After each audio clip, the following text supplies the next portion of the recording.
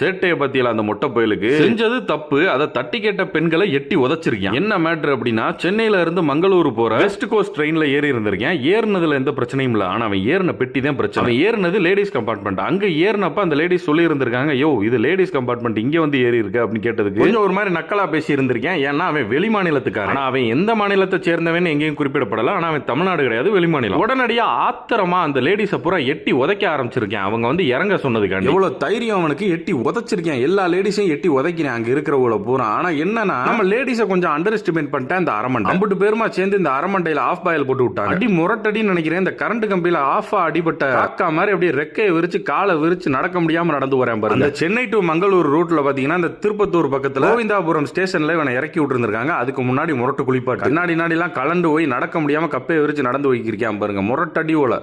இந்த ட்ரிப் அடி கொஞ்சம் ஓவரா. என்னதெல்லாம் நொன்ற கால்ல போட்டானோ